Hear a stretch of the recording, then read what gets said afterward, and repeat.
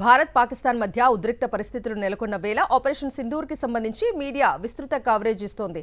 ఈ క్రమంలో టీవీ ఛానళ్లకు కేంద్రం కీలక అడ్వైజరీ జారీ చేసింది. పౌరులను అప్రమత్తం చేసేందుకు వినియోగించే సైరన్లను వార్తా కార్యక్రమాల్లో ఉపయోగించొద్దని సూచించింది.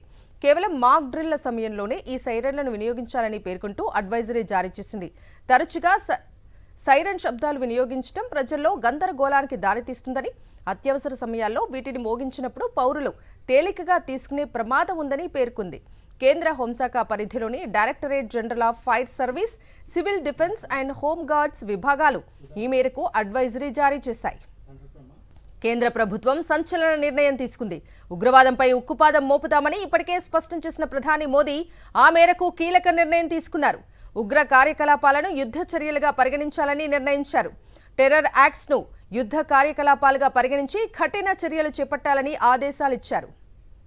ఇదే అంశానికి సంబంధించి పూర్తి అప్డేట్స్ మా ప్రతినిధి వెంకటేష్ అడిగి తెలుసుకుందాం. వెంకటేష్,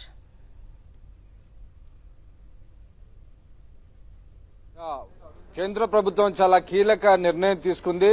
ఇక నుంచి చేసేటువంటి ఉగ్రవాద చర్యలని కూడా యుద్ధ చర్యలుగానే తాము పరిగణిస్తామని కేంద్ర ప్రభుత్వం స్పష్టం చేసింది. This is an act of war గా క్లియర్ గా డిక్లేర్ చేసింది. So any type of terror act should be considered as a act of war గా డిసైడ్ చేసింది. సో ఆ నేపథ్యంలో యుద్ధం తరహానే పరిగణిస్తాం అనేటువంటి విషయాన్ని క్లియర్ గా ప్రకటించింది. సో ఆ నేపథ్యంలో యుద్ధం గనక వస్తే ఎలాంటి చర్యలు తీసుకోవాలో సో అదే తరహాలో రెస్పాన్స్ ఉండబోతుంది.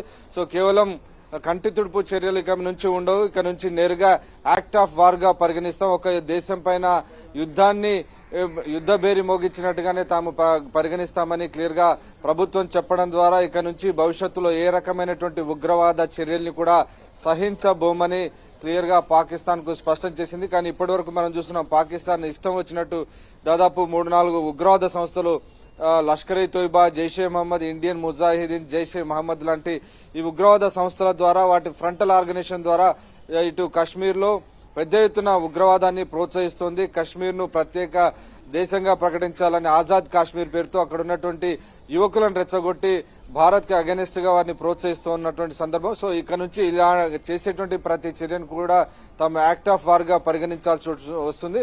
సో ప్రపంచంలో ఇప్పటికే యాక్ట్ ఆఫ్ వార్ కనుక పరిగణిస్తే దానిపైన ఎలాంటి చర్యలు తీసుకోవాలో వాటన్నిటిని కూడా భారత్ తీసుకోబోతుంది. సో ఇది ఖచ్చితంగా పాకిస్తాన్ కు భారత్ ఇస్తున్నటువంటి ఒక డైరెక్ట్ వార్నింగ్ గానే మనం భావించాల్సి ఉంటుంది. Okay Venkatesh, thank you.